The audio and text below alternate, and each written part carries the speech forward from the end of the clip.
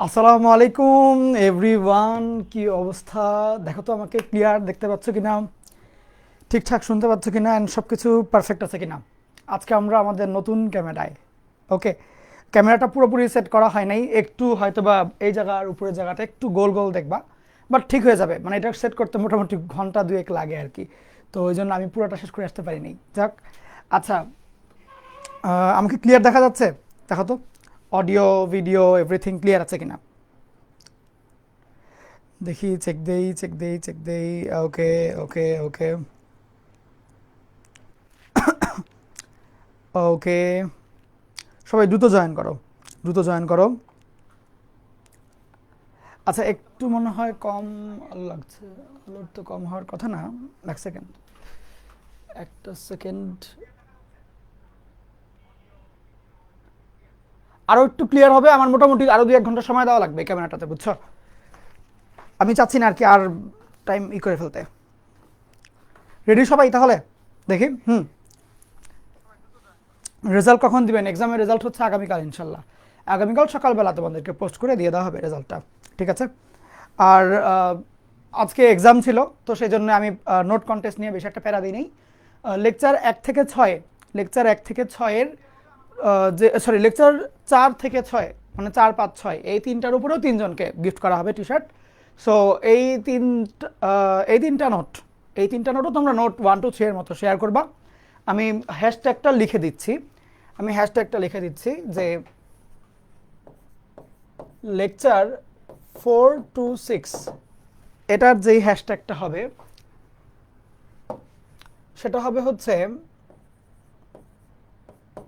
Math 2ND 4 to 6, বুঝছো? Math second 4 to 6, এই hashtag দিয়ে এটা সামনে একটা হ্যাশট্যাগ আর কি। তোমরা নিয়মটা কি, শুরুতে রিভিউটা লিখবা, এরপরে তোমার নাম, কলেজের নাম, আর এই হ্যাশট্যাগটা। আমরা যখন নাকি বিজেতা সিলেক্ট করি, তখন আমরা এই হ্যাশট্যাগটা দিয়ে মানে সার্চ করি যে কোন কোন পোস্টে এই হ্যাশট্যাগ আছে, সেই পোস্টগুলোকে আমরা কাউন্টে আনি এবং সেগুলোকে কাউন্ট করি আর কি। ওকে, তো এই হ্যাশট্যাগটা ইম্পর্টেন্ট। ম্যাথ 2ND, সব small letter. Math 2ND 4 to 6, মানে লেকচার 4 থেকে 6 আর কি, এরকম। আচ্ছা, তো এইটা তোমরা দিয়ে দিও। ওভারঅল গত 3টা টি শার্ট, এখানের 5টা টি শার্ট, আর এরপরে 3টা টি শার্ট, টোটাল 11 টি শার্টস। এইটা হলো, আমরা ধরো এই যে টাইম দেওয়া হচ্ছে, মনে করো 3-4 দিন টাইম, এর মধ্যে তোমরা করে দিও। আজকে তো লেকচার 7, আমি লেকচার 9-এর দিন বিজেতা ঘোষণা করব, বুঝছো? এটার বিজেতা লেকচার 9-এর দিন ঘোষণা করে দেবো। তো এই লেকচার 9-এর পরে আমরা হলো এটা ডেলিভার করে দেবো, কুরিয়ার করে দেবো আর কি। এই তোমার ব্যাপার, বুঝছো? দেখবো তাহলে ভাল লাগবে, একটু মনটা ভাল লাগবে, পড়াশোনা করতে আগ্রহ আসবে যে না, কিছু একটা তো পাবো অন্তত পক্ষে। আর এই তো সুন্দর করে নোটগুলো একটু সুন্দর করে তুলবা, তারপরে রিভিউটা তোমার অনেস্টভাবে লিখবা, আর তোমার হলো যে এই হ্যাশট্যাগটা দিবা। এই তো, এই আর কি। তাহলে দেখবো যে মোটামুটি ভালো আসবে, তোমার অডিয়েন্স চলে আসবে এখানে। ওকে, আচ্ছা। ভাইয়া আপনাকে কালো দেখাচ্ছে, এখন সাদা দেখে করবা কি? কেমনটা লাগে? আচ্ছা, ক্যামেরাটাও যে বললাম তো নতুন মাত্র নিয়ে আসছি, তো এটা সেট হয় না আর ভাই। এই ক্যামেরাগুলো যে তোমাদের কোর্সের শুরু থেকে কিন্তু ক্যামেরা নিয়ে একটু ইস্যু ছিল। ওকে, পরে ক্যামেরা ঠিক করে আনছি, বাট ওই যে সেটিং অনেকগুলো দেওয়া লাগে আর কি, কারণ এক একটা রুমের এনভায়রনমেন্ট এক এক রকম। যাক, ঠিক হয়ে যাবে ইনশাল্লাহ নেক্সট ক্লাসের আগে। আচ্ছা, চলো শুরু করি। বিসমিল্লাহির রহমানির রহিম। আমরা আজকে খুবই খুবই দামি একটা টপিক পড়ব। সেটার নাম হলো, সেটার এই টপিকটার দামি টপিকটার নাম হলো সঞ্চার পথ। কি নাম? দামি যেই টপিকটা আছে আমাদের, দামি টপিকটার নাম হলো সঞ্চার পথ। এই সঞ্চার পথ নিয়ে আমরা পড়ব, সঞ্চার পথ নিয়ে আমরা পড়ব। ওকে, তো এই টপিকটা, এই এত দামি সঞ্চার পথ নামক একটা টপিক, এইটা পড়ানোর আগে আই বিলিভ যে আমার এত ভালো স্টুডেন্টরা হয়তোবা সরলরেখা অধ্যায়ের সঞ্চারপথ নামক টপিকটাতে একটু উইক, এটা আমার কাছে মনে হয়। মানে ব্যাপারটা হইলো যে আমি তোমাদেরকে ম্যাথ করাচ্ছি, তোমরা ম্যাথগুলা করো নর্মালি, ভালোই করো এবং ভালোই পারো। বাট ম্যাক্সিমাম কেসে স্টুডেন্টদের যেটা হয় যে প্রশ্ন আসলে বুঝতেই পারে না যে কোন অ্যাপ্রোচ নেওয়া লাগবে। একটা নতুন প্রশ্ন দিয়ে দিল, তখন ধরতেই পারে না যে কেমনে সলভ করতে হবে। এবং এটা পুরো বাংলাদেশিদেরই একটা প্রবলেম। তারা হচ্ছে নতুনত্ব মানে সৃজনশীলতার মধ্যে তারা একটু পিছিয়ে। তারা মুখস্থ বিদ্যায় খুবই ভালো, অনেক পড়াশোনা করে, মনে রাখতে পারে, সব কিছু ঢেলে দিয়ে আসতে পারে। বাট কথা হচ্ছে যখন নাকি সৃজনশীলতার কোয়েশ্চেন আসে, যখন নাকি নতুন কিছু আবিষ্কারের কোয়েশ্চেন আসে, তখন কেন জানি আমরা পিছিয়ে। তো এটার একটা বড় রিজন হচ্ছে আমরা জাস্ট কমন জিনিসগুলোই শিখে যাই এবং প্র্যাকটিস বেশি করে করে যাই, বাট আমাদের ডিপ সেন্সগুলো একটু কম, বা আমরা এত কষ্ট করতে চাই না। ওকে, তো আমাদের যেটা কষ্ট করতে হবে, হাতে কলমের চাইতে ব্রেনে আমাকে প্রেশার দিতে হবে, ব্রেন দিয়ে খেলতে হবে আর কি। তো যেটা তোমরা এখন করতে পারো সেটা হচ্ছে চিন্তা করা শিখবা, তারপরে অ্যাপ্রোচগুলো বুঝবা যে কী হচ্ছে, কেন হচ্ছে, কিভাবে হচ্ছে। প্র্যাকটিস তো করবাই মাস্ট। ওকে, তবে ওই যে এক্সাম ভালো করার জন্য প্র্যাকটিস ইম্পর্টেন্ট, আর লাইফে ভালো করার জন্য আবার হচ্ছে তোমার জ্ঞান, নলেজ, অ্যাপ্রোচ বুঝতে পারাটা, অ্যাপ্লিকেশন, এগুলো ইম্পর্টেন্ট। ওকে, আচ্ছা, তো তোমাদেরকে আমি সঞ্চার প্রত্যেকটা আমার মতো করে শেখাবো, তোমাদের কনসেপ্টটা অনেক বেশি ক্লিয়ার হয়ে যাবে। আচ্ছা, ফার্স্ট অফ অল খেয়াল করো, তোমরা তোমরা সরলরেখা অধ্যায়ে কার্তেশীয় স্থানাঙ্ক সিস্টেম পড়েছো, যেখানে এক্স অক্ষ ওয়াই অক্ষ থাকে। তো মনে করো এটা একটা দিলাম এক্স অক্ষ, এটা একটা দিলাম ওয়াই অক্ষ। তো ধরো আমি যদি বলি যে এখানে একটা সরল রেখা আছে। কি রেখা? সরল রেখা আছে। সরল রেখাটা দেখতে হলো এইরকম। এইখানে একটা সরল রেখা আছে, সরল রেখাটা দেখতে হলো এরকম। আমি যদি বলি সরল রেখার উপরে কয়টা বিন্দু আছে বলতে পারবা? একটা সরল রেখায় কয়টা বিন্দু থাকে? অসংখ্য বিন্দু আছে। একটা সরল রেখার উপর অসংখ্য বিন্দু। ধরো মূল বিন্দু একটা বিন্দু, এইটা একটা পয়েন্ট, এইটা একটা পয়েন্ট, এই একটা, নিচে এখানে একটা, এখানে একটা, এগুলা উপরস্থ এক একটা বিন্দু, তাই তো? মূল বিন্দুটা কত? 0 0। ধরে নাও এই বিন্দুটা হচ্ছে 1,2, এটা 2,4, এটা 4,6, এটা like 6,12, or wait a minute, 6,12, এটা ধরো -1, -2, এটা -2, -4। এইরকম আমরা অনেকগুলো বিন্দু নিয়ে চিন্তা ভাবনা করলাম। এখন তোমাকে যদি আমি বলি যে আচ্ছা এই বিন্দুর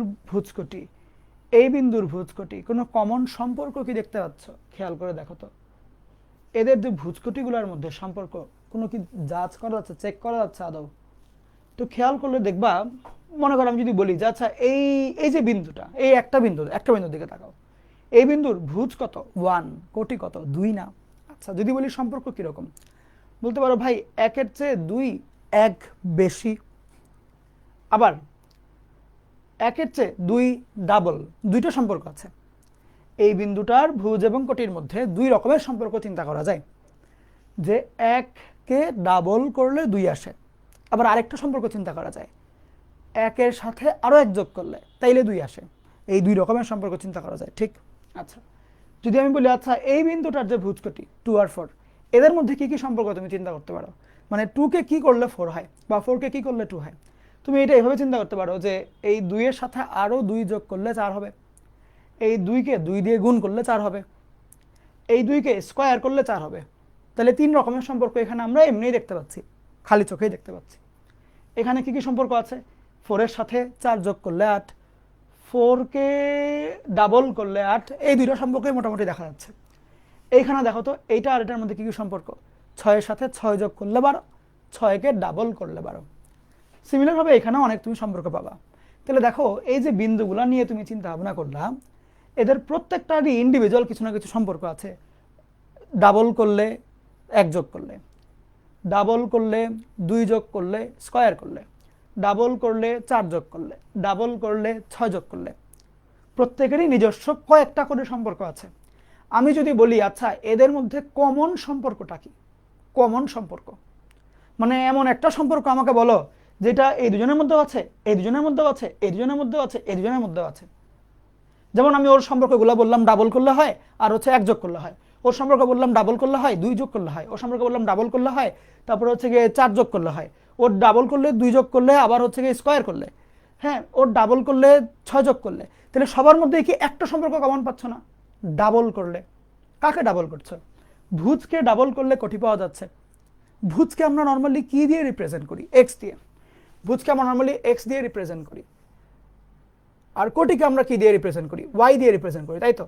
তাহলে এখানে আমি সবার মধ্যেই কমন একটা সম্পর্ক কি দেখতে পাচ্ছি, যে ভুজগুলাকে ডাবল করলে, সেটা যেই বিন্দুই হোক না কেন, ভুজটাকে ডাবল করলে কোটির ভ্যালুটা পাওয়া যাচ্ছে। তাহলে আমি কি বলতে পারি না, ভুজটাকে ডাবল করলে কোটির মানটা পাওয়া যাচ্ছে?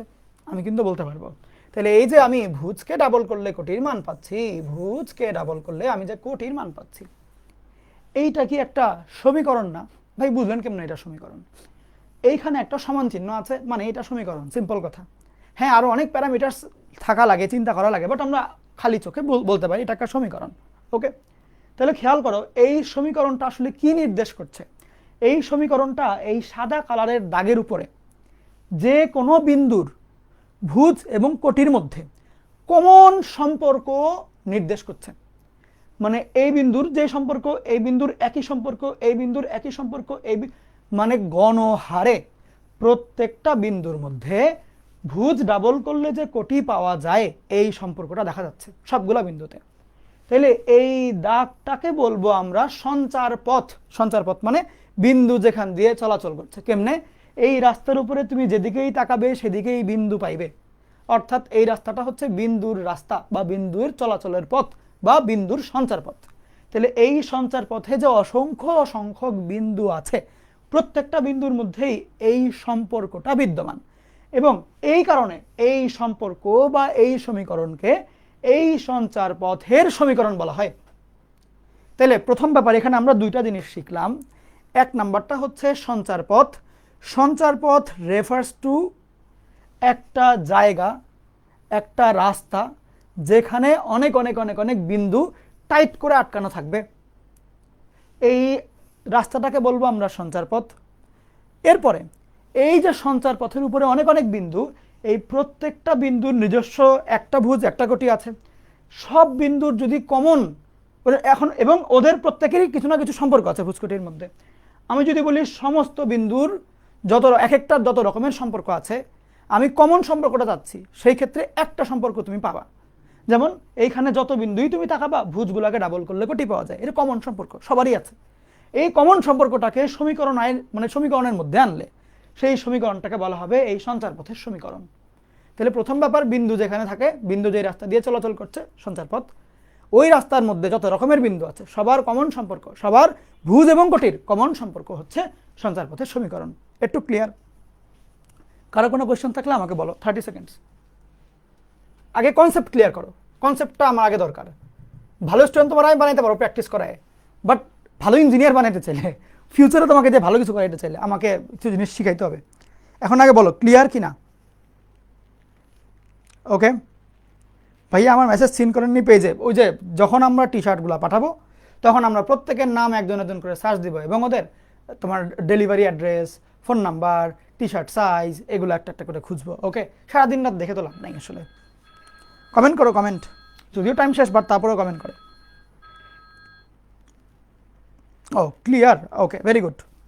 তাহলে ভেরি গুড, এখন তাকাও। কলম গেল কই? কলমটা হারাই গেল কেন? ও পাওয়া গেছে। তাহলে বুঝছো তো সঞ্চার পথের সমীকরণটা কি জিনিস? তাহলে সঞ্চার পথের সমীকরণের মধ্যে কি থাকে? ভুজ থাকতে পারে, কোটি থাকতে পারে, তাদের সাথে কোনো সংখ্যা যোগ বিয়োগ গুণ ভাগ এগুলো আকারে থাকতে পারে, এবং সমান চিহ্ন থাকবে। এইটা হচ্ছে আমার সঞ্চার পথের ওভারঅল বৈশিষ্ট্য। আচ্ছা, এখন এটা তো গেল কোন জায়গার সঞ্চার পথ? কার্তেশীয় সিস্টেমের সঞ্চার পথ। কার্তেশীয় সিস্টেম এক্স অক্ষ বাক্য থাকবে, সরলরেখা থাকবে, ওর উপরে বিন্দু থাকবে, কার্তেশীয় সিস্টেমের সঞ্চার পথ। যদি আমি বলি আচ্ছা, কার্তেশীয় ছাড়াও তো আরেকটা সিস্টেম আমরা জটিল সংখ্যায় দেখলাম, যাকে আমরা বলছি আর্গন ডায়াগ্রাম, তাই কি না? তো আর্গন ডায়াগ্রামের মধ্যেও তো এরকম দাগ দিয়ে বলতে পারি এই দাগের মধ্যে অনেক অনেক বিন্দু আছে। তো স্বাভাবিকভাবেই সেই বিন্দুগুলোর মধ্যে অসংখ্য ভুজকোটি থাকবে, এবং সেই সমস্ত বিন্দুর কোনো না কোনো কমন সম্পর্কটা তুমি পাবা। তাইলে সেইটাকে আমরা কি দিয়ে রিপ্রেজেন্ট করব? সেই যে সম্পর্কটা থাকবে সেইটাকে আমরা কি দিয়ে রিপ্রেজেন্ট করব? অবশ্যই কোনো না কোনো সমীকরণ দিয়ে। অবভিয়াসলি সঞ্চার পথের জায়গাটাকে রিপ্রেজেন্ট করার জন্য আমরা সমীকরণ ব্যবহার করছি, তাই তো? মানে একটা সমীকরণ এই পুরো দাগের অসংখ্য বিন্দুকে রিপ্রেজেন্ট করে। তাহলে আর্গন ডায়াগ্রামের মধ্যে যদি আমি একটা দাগ দেই এবং সেই দাগকে যদি আমি সমীকরণের মাধ্যমে প্রকাশ করতে চাই, তাহলে সমীকরণের মধ্যে কি থাকবে? এরকম এক্স ওয়াই থাকবে, ব্যাপারটা হচ্ছে না। আমাদের আর্গন ডায়াগ্রামে আমরা কিন্তু এক্স ওয়াই ক্লিয়ার করে বলি না, আমরা বলি বাস্তব অক্ষ অবাস্তব অক্ষ।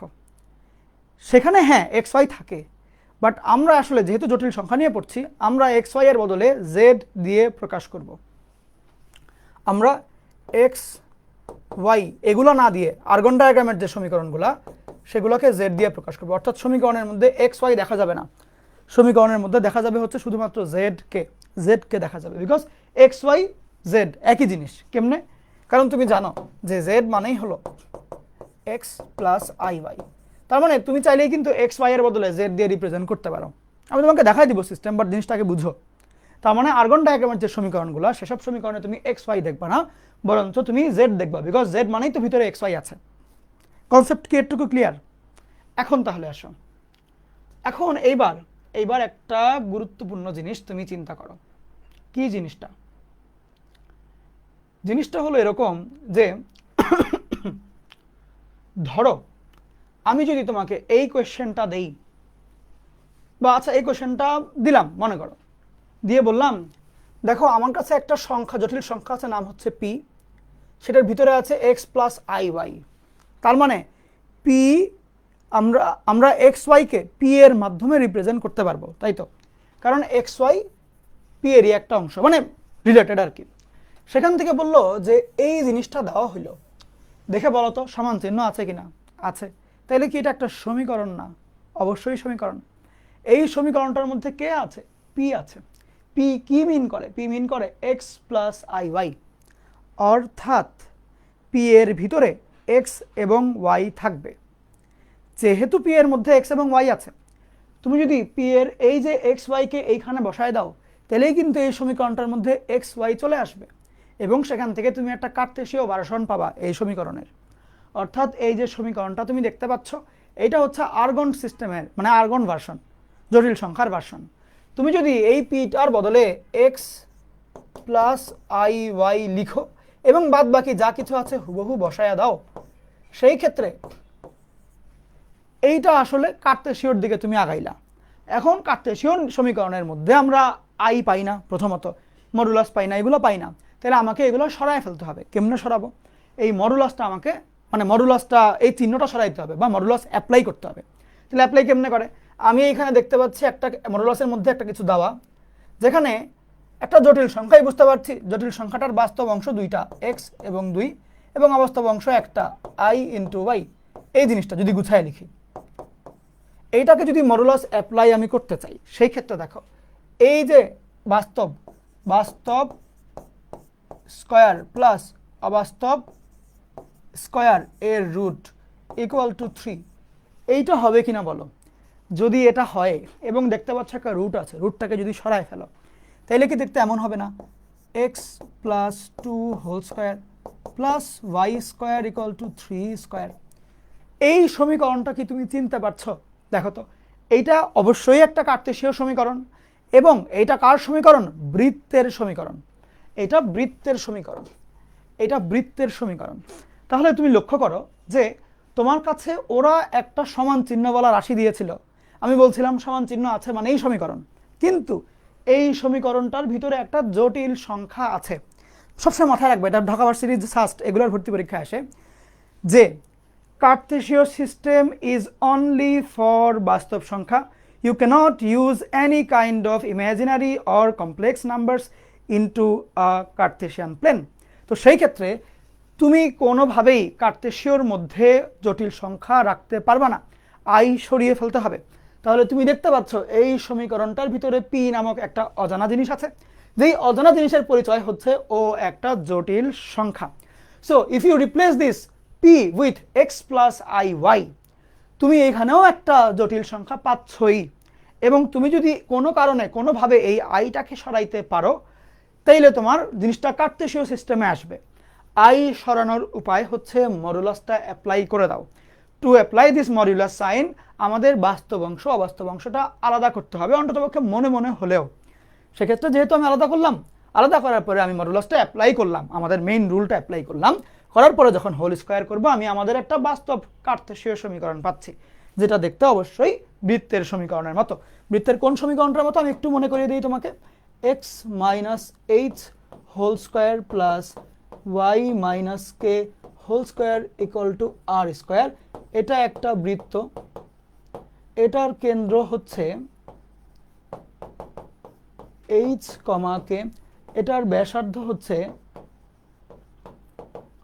আর, এই তিনটা হলো পয়েন্ট এই সমীকরণে, রাইট? তাহলে এটা কি অবশ্যই একটা বৃত্ত, ঠিক আছে? তাহলে তোমাকে এখন থেকে যেটা করা হবে, তোমাকে এরকম বিভিন্ন সমীকরণ দেওয়া হবে জটিল সংখ্যাযুক্ত, এই সমীকরণ দিয়ে বলবে এই সমীকরণটা নিচের কাকে মিন করে। তোমার কাজ হবে হচ্ছে এগুলো কাজ করে এই সমীকরণের স্বরূপটা নির্ণয় করা, যে কাকে মিন করছে। আমি তারপরেও এই জিনিসগুলো না করে কিভাবে বোঝা যায় সেটা শিখাই দেবো অবশ্যই, বাট তোমার কাজ থাকবে হচ্ছে গিয়ে যে তুমি চিন্তা করবা যে মানে কেমনে কি আগাইতে হয়। আমি শর্টকাট টেকনিক শিখাই দিব, এটা যাতে যাতে এটা দেখলেই বুঝতে পারো, তারপরেও তুমি সামনে আগাও আর কি। বুঝতে পারছো? চলো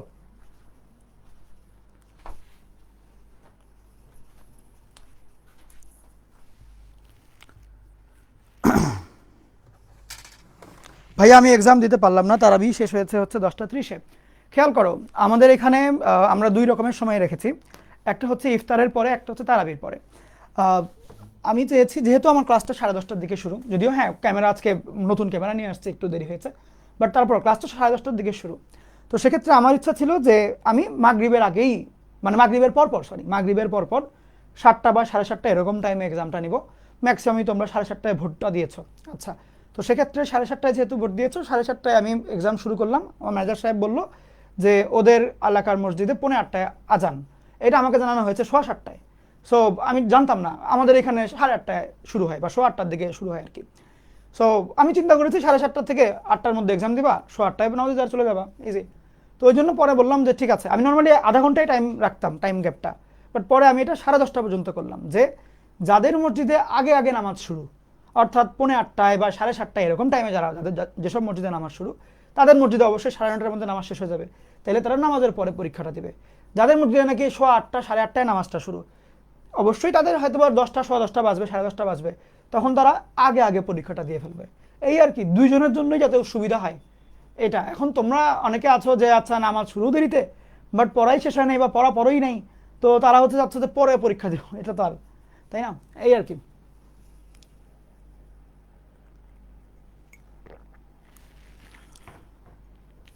দেখো তো সবাই কনসেপ্টটা ক্লিয়ার কিনা? কনসেপ্ট ক্লিয়ার হয়ে গেলে আমি সামনে আগাইতে আমার খুব সহজ হবে। ভাই আমি যদি এখন এক্সাম দিই, লিডার বোর্ডে আসতে পারবো কিনা? আই ডোন্ট থিঙ্ক সো, যেহেতু এখানে প্রাইজের ব্যাপার স্যাপার আছে, so it should be fair, right? তো অনেকে এরকম হতে পারে তাক পিচ করে পরীক্ষা দিল, ডাবল পরীক্ষা দিয়ে ফেললো, বন্ধুর কাছ থেকে জেনে নিল, হোয়াট এভার, অনেক কিছু। ওকে, ঠিক আছে। এখন আসো, এখন আরও তো সুযোগ আছে, কন্টেস্ট আছে, নোট কন্টেস্ট, ওগুলো পার্টিসিপেট করে ফেলো। দেখা যাচ্ছে তো না মোটামুটি ক্লিয়ারলি? আমি তারপরে যে ক্যামেরাটার লেন্সটা একটু বাঁকা হয়ে গেছে এখনও, আমি পারিও না পুরোটা ঠিক করতে, কষ্ট হচ্ছে এই জন্য। যাক, আচ্ছা এখন তাহলে আমি তোমাদেরকে কিছু হেল্প করে দেবো। হেল্পটা, আচ্ছা আমি তোমাদেরকে হেল্পটা একটু ফিল করাই, তাহলে বেটার হবে। খেয়াল করো, এখানে আরেকটা জিনিসের দিকে আমি আগাবো, যে তাহলে তুমি আমাকে এমনি একটু বলো তো দেখি, এই সেন্সটা ব্যবহার করে বলো তো দেখি, যে এই যে আমার বৃত্তটা, এই বৃত্তটার এই বৃত্তটার এই বৃত্তটার কেন্দ্র কত? কেন্দ্র কি এটা না -2,0, কেন্দ্র কিন্তু -2,0। আচ্ছা, এই বৃত্তটার ব্যাসার্ধ কত? 3 না ব্যাসার্ধ? 3 একক, ব্যাসার্ধ হচ্ছে 3 একক। তুমি যদি এই কনসেপ্টটা ইউজ করো, কেন্দ্র হচ্ছে -2,0, ব্যাসার্ধ হচ্ছে 3, তোমরা মোটামুটি বৃত্তরিত্ত পড়েছো তো? ওকে, নাহলে কিন্তু আমাদের ফার্স্ট পেপার কোর্সও আছে, যদিও আমার আর কাব্য ভাইয়ের আলাদা, কাব্য ভাই আর শুভ ভাই একটা কোর্স নিচ্ছেন, ওটাও অনেক ভালো কোর্স, আমারও আলাদা কোর্স আছে, ওটাও অনেক ভালো কোর্স। তোমার যেটাই ইচ্ছা, যার পড়া ভালো লাগে, তুমি একদম নিঃসন্দেহে জয়েন করে ফেলতে পারো। আচ্ছা, এখন খেয়াল করো যে এটা হচ্ছে আমাদের, এইটা হচ্ছে আমাদের কি বলে যে বৃত্ত, বৃত্ত। এখন খেয়াল করো যে এইটা তো আমি এই সমীকরণ থেকে এই সিস্টেমে বুঝতেই পারি, বাট এইটা দেখে বোঝার কোনো উপায় আছে কিনা যে এটা বৃত্ত, তারপর হচ্ছে এটার ব্যাসার্ধ কত হবে, এটার কেন্দ্র কত আসবে, এটা বোঝার কোনো উপায় আছে কিনা? তো আমি তোমাদেরকে খুব মজাদার একটা জিনিস শেখাই। দেখো, একটা বৃত্ত, ওর কেন্দ্র হচ্ছে -2,0 আর ব্যাসার্ধ হলো 3 একক। এটা বলতে অ্যাকচুয়ালি তুমি কি মিন করো? ডোন্ট ইউ মিন যে এখানে অবশ্যই একটা কেন্দ্র নামক বিন্দু থাকবে, যেই বিন্দুর স্থানাঙ্ক হবে -2,0, এবং এই বিন্দুটা থেকে 3 একক দূরত্বে এদিকে এদিকে এদিকে এদিকে এরকম এরকম 3 একক দূর, সবগুলো 3 একক করে, আমি চোখের আন্দাজে আর কি 3 একক করে দিচ্ছি। এদিকে অনেক অনেক বিন্দু থাকবে, এই যেমন এখানে 3 একক দূরে একটা বিন্দু, একটা বিন্দু, একটা বিন্দু, একটা বিন্দু, একটা বিন্দু, একটা বিন্দু, একটা একটা অনেক অনেক বিন্দু থাকবে, এবং সেই সবগুলো বিন্দু যোগ করলে আমি একটা বৃত্ত পেয়ে যাব। এটা কি এটাই মিন করছে না? দেখো তো, এটাই কি মিন করছে না যে দূরত্বগুলো 3 করে করে থাকবে, অসংখ্য বিন্দু, এই প্রত্যেকটা বিন্দুর সঞ্চার পথ হচ্ছে গিয়ে এই জিনিসটা। দেখো তো, বুঝতে পারো কিনা? মানে তুমি যদি বলি যে এটা একটা বৃত্ত, বৃত্ত কি মিন করে? যে কেন্দ্র থেকে সমদূরবর্তী কত একক, 3 একক দূরবর্তী অসংখ্য বিন্দুর সঞ্চার পথ। এখন খেয়াল করো, তাহলে এইটা আসলে কি মিন করছে? এইটা মিন করলে হচ্ছে গিয়ে যে 2, এই যে -2 0 থেকে 3 দূরত্বে পি বিন্দু, তার মানে এই প্রত্যেকটা হচ্ছে একটা একটা পি বিন্দু, এই প্রত্যেকটা হলো একটা একটা পি বিন্দু, এটা মিন করছে। কেন পি বিন্দু? কারণ প্রত্যেকটার মধ্যেই এক্স প্লাস আই ওয়াই আছে, অচেনা রাশি আছে। মনে আছে তোমরা সরলরেখা অধ্যায়ে বলতা, ধরি সঞ্চার পথের উপরস্থ একটি বিন্দু পি, এক্স কমা ওয়াই, এই যে পি বিন্দু, উপরস্থ যে কোনো বিন্দু পি, যে কোনো বিন্দু পি, এবং প্রত্যেকটা বিন্দুই হলো তোমার এই সম্পর্ক বা এই সম্পর্কটাকে ম্যাচ করে। ওকে, আচ্ছা, এখন খেয়াল করো যে তাহলে এইটা আসলে এটা বুঝাইলো কেমনে, এটা আমাকে একটু দেখতে হবে। তো তুমি একটু খেয়াল করো, এবার আমরা যাব এই পড়াটাতে, এই পড়াটাতে আমরা একটু যাব। তোমাকে আমি বলেছিলাম, মনে আছে কিনা, যে কোনো জটিল সংখ্যা বাদ দাও, কোনো একটা স্বাভাবিক মানে বাস্তব সংখ্যা 2 মানে সংখ্যা রেখার মধ্যে যদি আমি বলি যে -2 এবং 3 মাঝখানে ধরো 0 আছে, -2 এবং 3 এর মধ্যে কতটুকু দূরত্ব, তুমি কেমনে মেন করতা? তুমি এমনি মেন করতো না যে -2 বিয়োগ 3, -2 থেকে 3 বাদ দিব, এদের মডুলাস নিলেই দূরত্বটা পেয়ে যাবো 5, এমনিতে তুমি করতা। আচ্ছা, এখন খেয়াল করো, তোমাকে যদি বলি যে আচ্ছা আমার আর্গন ডায়াগ্রাম, এইখানে একটা জটিল সংখ্যা আছে Z1, এইখানে একটা জটিল সংখ্যা আছে Z2, এই দুইটার মধ্যে গ্যাপ কতটুকু, তখন তুমি কি করো? তখন এই গ্যাপটাকে তুমি বলো হচ্ছে Z1 বিয়োগ Z2 এর মডুলাস, এটাই কি দূরত্ব এমনি। আচ্ছা, তাহলে এই Z-3 বলতে আসলে কি বোঝাচ্ছে? যেহেতু দুইটা জটিল সংখ্যা, এইটা কি মিন করছে না যে Z থেকে 3 বিয়োগ, বা 3 যেহেতু বাস্তব, এটাকে জটিল বানাইলে কিরকম হবে? 3 + 0i বিয়োগ হচ্ছে, এইটা কি মিন করছে না? দেখো তো। আচ্ছা, যদি এটা মিন করে থাকে, যদি এটা মিন করে থাকে, তাহলে দেখো তো দেখি, 3 + 0i মানে কি? 3,0। ধরো এই বিন্দুটা 3,0।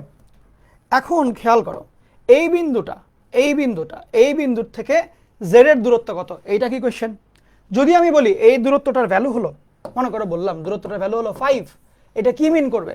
যে 30 বিন্দুর থেকে কোনো একটা জটিল সংখ্যা x + iy এর দূরত্ব সবসময় 5, এটা মিন করবে না। তাহলে 30 দূরত্ব বিন্দু থেকে 5 দূরত্ব মানে কিরকম? ধরো এটা যেহেতু 3, এখানে 5, 3 এখানেও 5, তাহলে যদি আমি এবার একটা ছবি আঁকি, দেখো তো এরকম আসে কিনা।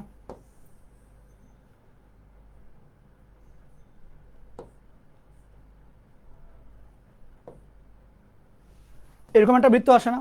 অর্থাৎ এই বৃত্তের উপরস্থ এই যে এত এত বিন্দু সবগুলাই হলো জেড, যেহেতু এটা কোনো ফিক্সড বিন্দু না, এক্স ওয়াই যে কোনো, তাহলে এই 30 থেকে 5 দূরত্বের অসংখ্য বিন্দু আসে না? বুঝতে পারছো? অসংখ্য বিন্দু না, বুঝতে পারছো? তাইলে আমি জানি কথাগুলো একটু কমপ্লেক্স হচ্ছে, মানে একটু কঠিন হচ্ছে আর কি, আমি জানি, আমি একদম মানে খুব গভীরে ঢুকে যাচ্ছি, তো এটা তোমাদের ধরে রাখতে একটু কষ্ট হবে।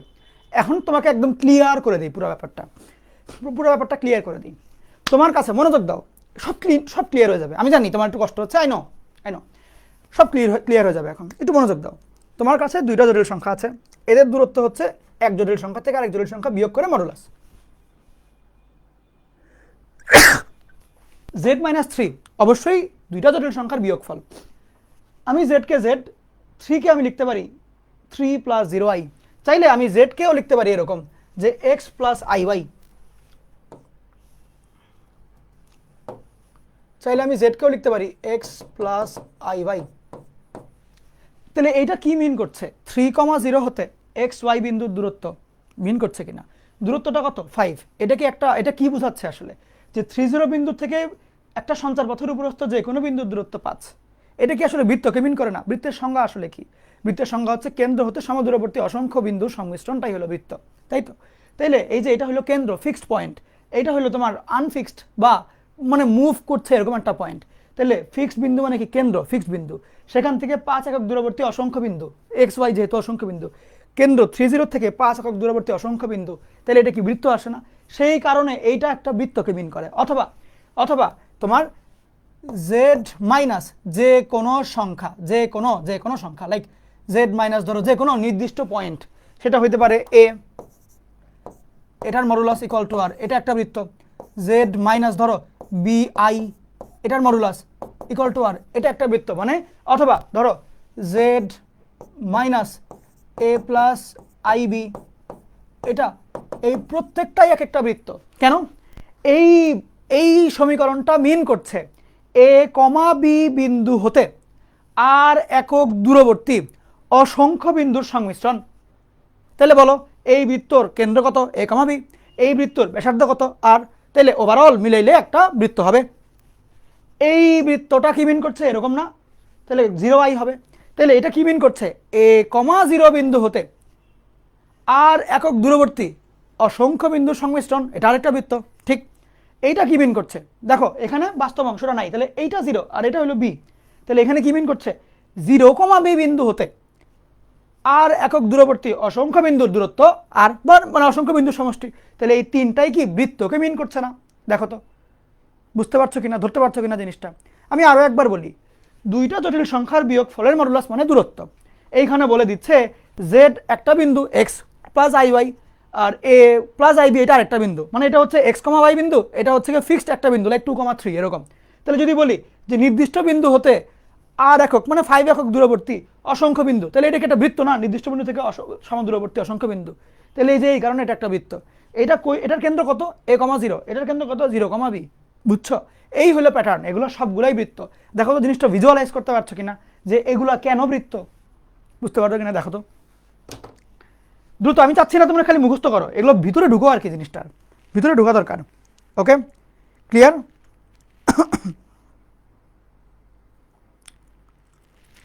একটু তাকাও, একটু তাকাও। আমি জানি একটু মানে কঠিন করে আমি পড়াইছি, বাট এটা আসলে এই জায়গাটা শেখানো উচিত। ম্যাক্সিমাম টিচার এটা শিখাই না, স্কিপ করে বলে কি এটা থাকলে বৃত্ত, এটা মুখস্থ করায়। বাট আমি চাচ্ছি তুমি একদম গভীরভাবে শিখো আর কি। যদি তোমার টার্গেট একদম বুয়েটের টপ দিকে থাকে, এগুলো মনে মনে বুঝতে হবে আর কি। আমি চাচ্ছি তুমি জোর করে হইলেও তুমি শিখো, তুমি চাবা না, কষ্ট করে হইলেও শিখো। এটা ভিজুয়ালাইজগুলো করতে হবে। সবার কি ক্লিয়ার? আমি 3-4 বার বলেছি, ইচ্ছা করে বলেছি যে না বুঝলে জোর করে বুঝাবো, কিন্তু বুঝো। ওকে, ক্লিয়ার সবার? ওকে, ঠিক আছে, very good, very good, very good. তাহলে তো খুবই ভালো। তাহলে এখন দেখো, এখন তোমার কাছে কনসেপ্ট ক্লিয়ার হয়ে যাবে। তাহলে ওভারঅল ব্যাপারটা কি? আমার ব্যাপারটা হলো দুই জটিল সংখ্যার বিয়োগ ফলের মডুলাস মানে কি? ওই দুইটার মধ্যে দূরত্ব। দূরত্ব ফিক্সড হয়ে গেলে এটা বৃত্ত। ঠিক আচ্ছা, এখন এইবার কনসেপ্ট হবে ক্লিয়ার। দেখো এইখানে আছে হচ্ছে জেড এর মডুলাস। বলুন ভাই সাহেব, কোনো একটা জটিল সংখ্যার মডুলাস বলতে কি বুঝি? তোমাকে আমি পড়াইছি। বাস্তব সংখ্যার ধরো -3, এটার মডুলাস মানে কি? সংখ্যা রেখায় 0 বিন্দু হতে -3 এর দূরত্ব, দ্যাট ইজ 3। যদি বলি একটা 2 + 3i নামক জটিল সংখ্যা আছে, ওর মডুলাস, এটা ধরো এটার মান হলো, তুমি যদি চিন্তা করো দেখো 2² + 3² এর রুট, এটার মানেটা কি? এইটার মানেটা হলো এই জটিল সংখ্যাটার মডুলাস, এটার মানে এই কথাটার মানে হলো মূল বিন্দু হতে, আর্গন ডায়াগ্রামে মূল বিন্দু হতে 2 + 3i এর দূরত্ব, ঠিক কিনা? এই একটা জটিল সংখ্যার মডুলাসের মানে কি? আর্গন ডায়াগ্রামে মূল বিন্দু হতে জটিল সংখ্যার দূরত্ব না, ঠিক কিনা বলো তো? তাইলে এইটা কি মিন করছে? মূল বিন্দু থেকে দূরত্বই তো মিন করছে, ঠিক কিনা? তাহলে যদি আমি যদি বলি যে জেড এর মডুলাস, ইট মানে what does it mean? It means মূল বিন্দু 0, 0 হতে জেড এর দূরত্ব, ঠিক কিনা? এই জেড এর দূরত্বটা কত? এই মডুলাস মানে কি? দূরত্বটা কত? এ। তার মানে দূরত্ব ফিক্সড হয়ে গেছে একটা বিন্দুর থেকে আরেকটা চলমান বিন্দুর। বুঝো, 0, 0 ফিক্সড বিন্দু থেকে জেড নামক একটা চলমান বিন্দুর দূরত্ব ফিক্সড হয়ে গেছে, বৃত্তের ব্যাসার্ধ ফিক্সড হয়ে গেছে। তাহলে এটা কি বৃত্ত হইলো না? ওভারঅল জিনিসটা বৃত্ত হইলো না? সেই কারণে এটা হইলো বৃত্ত। এই বৃত্তর কেন্দ্র কত হবে তুমি বলো? এইখানে ফিক্সড বিন্দু কোনটা? মূল বিন্দু থেকে এটা দূরত্ব, ফিক্সড বিন্দুই কেন্দ্র হয়, তাহলে কেন্দ্র হচ্ছে 0, 0। ব্যাসার্ধ কত হবে? এ হবে না? দেখো তো বুঝতে পারলা কিনা, কমেন্ট করো, কমেন্ট করো, দেখো তো বুঝতে পারলা কিনা জিনিসটা, ভিজুয়ালাইজ করতে পারছো, বুঝতে পারছো ভিতরে ভিতরে ফিল করতে পারছো জিনিসটা, যে আমার মূল বিন্দু হতে দূরত্ব, তাহলে মূল বিন্দু তো ফিক্সড বিন্দু, আর জেড তো হচ্ছে এক্স ওয়াই, মানে এক্স আর ওয়াই এর মধ্যে যা বসাবা ওইটাই। এই যে দেখো তুমি, এই যে মানে কেন এক্স ওয়াই একটা মুভেবল জিনিস, এক্স আর ওয়াই তো যে কোনো পয়েন্টই হইতে পারে, এক্স এর মধ্যে তুমি 1 দাও ওয়াই এর 2 পাবা, এক্স এর মধ্যে 2 দাও ওয়াই এর 4 পাবা, মানে কি এক্স আর ওয়াই হচ্ছে মুভিং একটা পয়েন্ট, মুভিং পয়েন্ট, হ্যাঁ ইট মুভস, ওকে। আর আমাদের তাহলে সিমিলার ভাবে এইখানে এক্স ওয়াই কি মুভিং পয়েন্ট না, আর ফিক্সড পয়েন্ট তাহলে কোনটা? এই দেখো এই যে পি গুলাম, পি তো হচ্ছে এক্স ওয়াই হচ্ছে moving points, so what is তোমার এই -2,0 এটা হলো ফিক্সড পয়েন্ট, ওকে। তাহলে সেই কারণে এইখানে হচ্ছে মুভিং পয়েন্ট হলো আমার জেড, তাহলে জেডের দিকে আমি তাকাবো না, আমি দেখবো ফিক্সড কি আছে, 0 হতে দূরত্ব, তাহলে 0 হইলো আমার কেন্দ্র, তারপর দূরত্বটা কত? দূরত্বটা হচ্ছে এ, তাহলে এ হলো আমার ব্যাসার্ধ, বুঝতে পারছো? তাহলে সিমিলার ভাবে যদি আমি বলি এইটা আসলে কি মিন করে, 2 নম্বরটা ফিল করে বলো কি মিন করে। 10 সেকেন্ড টাইম দিলাম, চিন্তা করো, মাত্র পড়াইছি।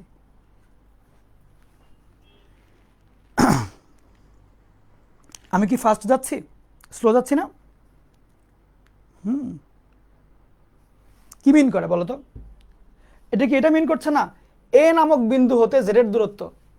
এখন এ তো একটা পয়েন্ট দিলে হবে না, জটিল সংখ্যা আকারে দেখাইতে হবে, তাহলে এটার মানে কি এটা না যে a প্লাস 0b, বা a, 0 বিন্দু হতে চলমান বিন্দুগুলোর দূরত্ব b, a, 0 একটা ফিক্সড পয়েন্ট, তাহলে কেন্দ্র হচ্ছে a, 0 বিন্দু হতে চলমান বিন্দুগুলোর দূরত্ব হচ্ছে b। এটাই কি মিন করে না? এটাই কিন্তু মিন করে। তাহলে এইটা হলো আমার এই জটিল, এই যে এই সমীকরণটার হিসাব নিকাশ। আচ্ছা, তাহলে ব্যাসার্ধ। এখন তুমি এই জেড জেড বার এইটা আসলে কি মিন করে খেয়াল করো। জেড মনে করো আমার X plus I by into Z bar মানে কি এক্স মাইনাস আই বাই, এই দুইটার গুণফল কত? A square, A plus I B A minus I B, তাহলে A square minus B square,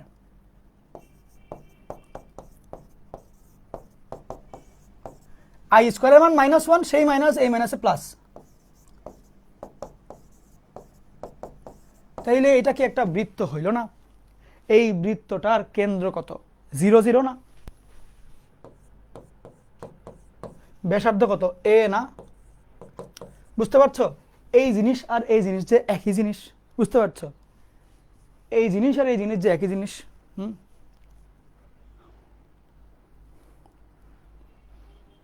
এটা তুলো,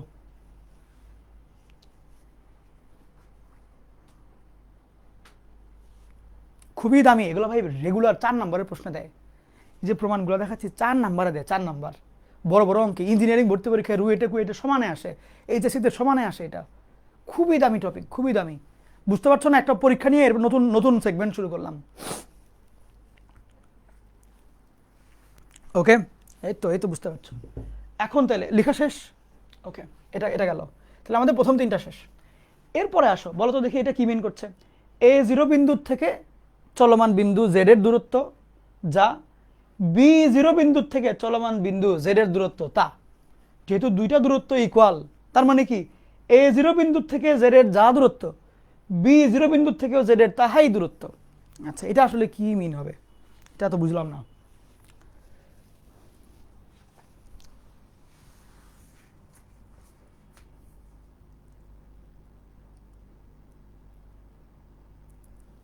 এটা একটা গল্প বানায় তোমাকে বললে বুঝতে পারবা।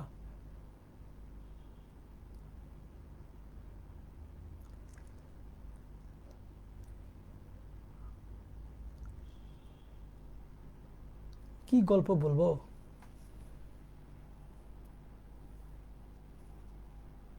কিছু ভালো ছেলে থাকে না, একদম ভালো ছেলে আমার মতো, যে মানে সবসময় মাথা নিচা করে হাঁটে, কারোর দিকে তাকায় না, একদম মানে ভদ্র, ওকে, সেই ভালো ছেলের গল্প বলি। শুনো, মনে করো এইখানে একজন দাঁড়ায় আছে, এইখানে একজন দাঁড়ায় আছে, ওকে। তো ভালো ছেলেটা হচ্ছে কারোর দিকে তাকায় না, হ্যাঁ, সে কারোর দিকে তাকায় না, তখন সে ধরো এই রাস্তা দিয়ে হাইটে যেতে হবে, তখন সে কি করবে তুমি বলো? সে কারো দিকে তাকাবে না, যত রকমের গুণার থেকে বাঁচা যায় বা এরকম আর কি মনে করো। হ্যাঁ, পরে আবার সমস্যা। তো এখন কি করা যায় বলো, কি করবে? এই কাজ করবে না যে সোজা পথে হেঁটে যাবে গিয়ে কারোর দিকে তাকাবে না, এটা করবে না বলো তো? এটাই তো করবে, এটাই তো করা উচিত। অর্থাৎ সে এখান থেকেও যতটুক দূরত্ব বজায় রাখে এখান থেকেও ওটুক দূরত্ব বজায় রাখবে। কেমনে তোমাকে আমি দেখাই, একদম তুমি ফিল করতে পারবে জিনিসটা, ঘটনাটা বুঝতে পারবে। আসলে খেয়াল করো,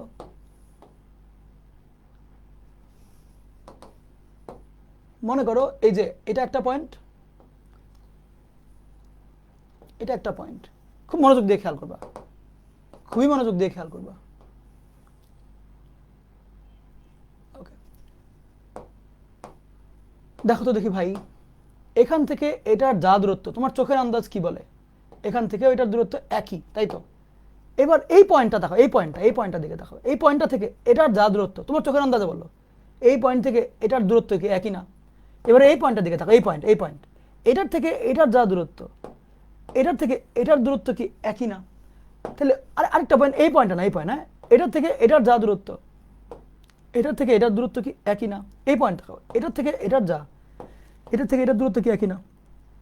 তার মানে তোমার আসলে ফিক্সড পয়েন্ট হইলো এই দুইটা নড়ে না।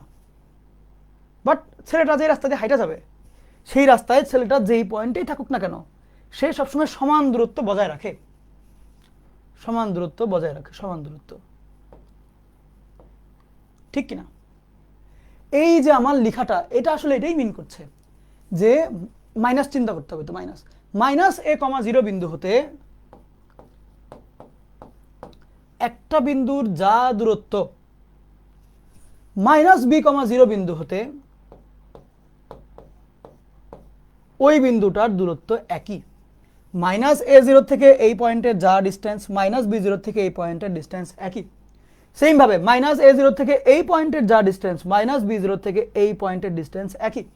দুই ক্ষেত্রেই দূরত্ব সমান। তাহলে এইটা যদি এরকম বিন্দুগুলো নাও, দেখো তো একটা সরল লেখা হয় না, হয় কি না? তাহলে সেই কারণে এই জিনিসটা আসলে একটা সরল লেখা আসে, সরল লেখা আসে। অর্থাৎ যদি তুমি এমন অসংখ্য বিন্দু নাও যারা দুই পাশে দুইজন থেকে সমান দূরত্ব রেখা হাইটে যেতে চায়, সেই ক্ষেত্রে তাকে সোজা পথেই হাঁটতে হবে। সে যদি যেতে যেতে এদিকে একটু বাঁকা হয়ে যায় গিয়া, তাহলে এইখানের দূরত্ব যাবে কমে, এই দিকের দূরত্ব যাবে বাইরে, তাহলে তো সমান দূরত্ব হবে না। সে যদি সোজা হাঁটতে হাঁটতে হুট করে ডান দিকে বাঁকা হয়ে যায়, তাইলে সে বলবে তুমি ওইদিকে কই যাও, বের এরকম আর কি, বুঝছো? তখন সে এদিকে যেতে পারবে না, কারণ দূরত্ব কমে গেছে আর এখানে দূরত্ব বেড়ে গেছে। দূরত্ব বাড়লেই টান দিবে, মাথায় রাখবা। তো এই জন্য সমান দূরত্ব বজায় রেখে চলতে হবে, এবং সেই ক্ষেত্রে সোজা পথে সরল লেখা বরাবর যাওয়া ছাড়া আর কোনো উপায়ই নাই।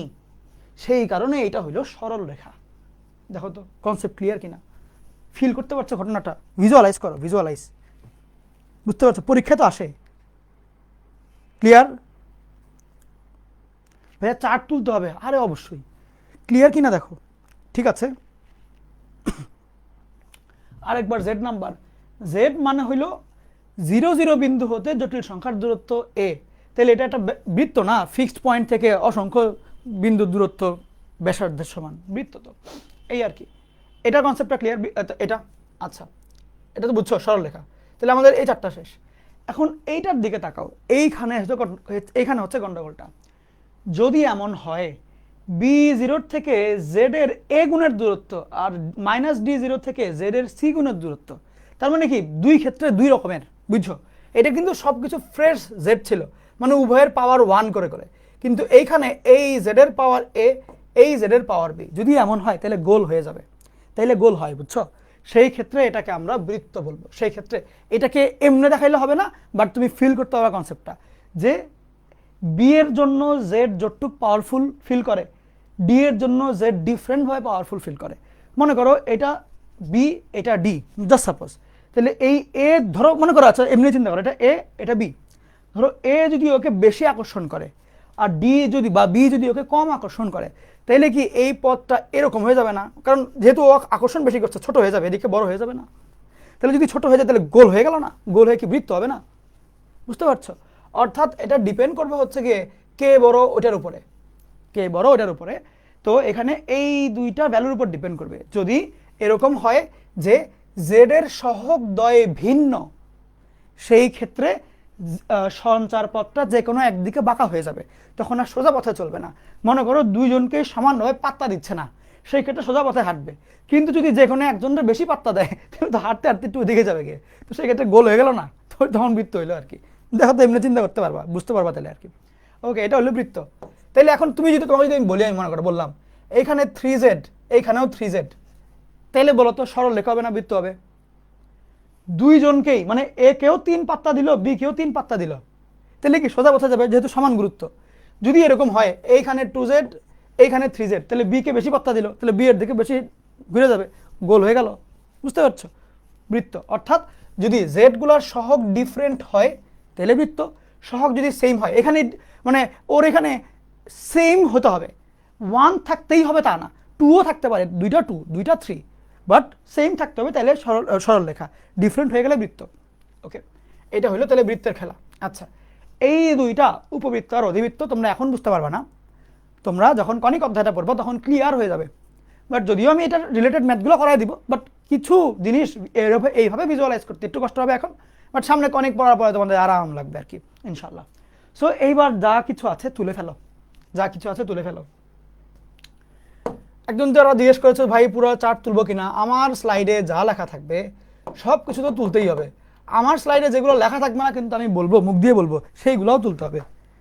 কারণ তুমি এই যে খাতাটা রেডি করছো, এই খাতা তুমি নেক্সট 6 মাস পরেও পড়বা, 1 বছর পরেও পড়বা, 1.5 বছর পরেও পড়বা, ইঞ্জিনিয়ারিং ভর্তি পরীক্ষার একদিনও পড়বা।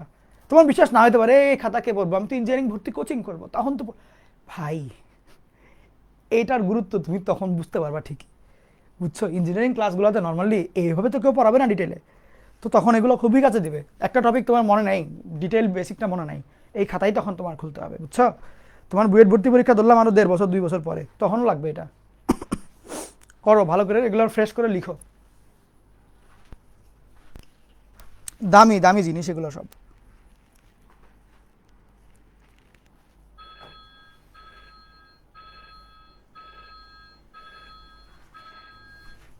চার নম্বরটা আরেকবার বুঝান।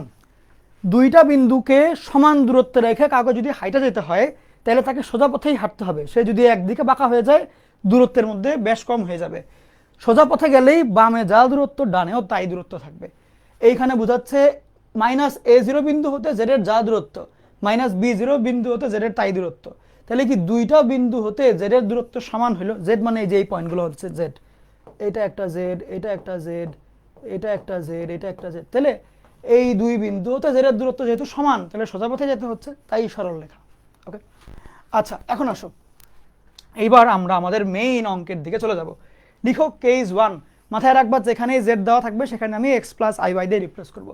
লিখো কেস 1, লিখো কেস 1, লিখো কেস 1, লিখো কেস 1, সরল রেখা, সরল রেখা। হুবহু যা লেখা আছে তুলে ফেলো, যা লেখা আছে তুলে ফেলো।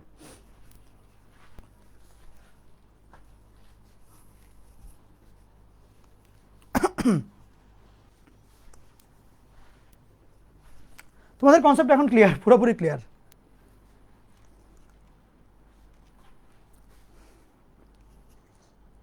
এবং বলা যায় আমরা আমাদের ক্লাসের অর্ধেক পড়া পড়ে ফেলেছি, এখন জাস্ট ম্যাথ করাবো ধ্যান, এবং তুমি ফিল করতে থাকবা যে ও আচ্ছা এই মাত্র এই জিনিসটা পড়লাম, এই যে এটার হচ্ছে গিয়ে সামনে আগায় গেলাম, মজা লাগবে এখন দেখবা। যারা এতক্ষণ পড়া মোটামুটি বুঝেছো, একদম সব যে বুঝে ফেলতে হবে তা না, সামনে তো দেখাবোই। যারা মোটামুটি বুঝছে এতক্ষণের পড়া, তারা দেখবো সব ক্লিয়ার হচ্ছে এখন অঙ্ক করে করে। ওকে, কেমন লাগছে পড়া, কেমন লাগছে? হ্যাঁ আমি জানি একটু ডিপ, একটু ডিপ, আমি ডিপ করে পড়াচ্ছি ইচ্ছা করে, বুঝছো? চাইলে কম কম পড়ায় পড়ায় মানে আগায় যাওয়া যেত, তোমরা বলতে আরে কি সহজ লাগলো, বাট আমি চাচ্ছি যে তুমি ইঞ্জিনিয়ারিং স্টাইলে চিন্তা করো।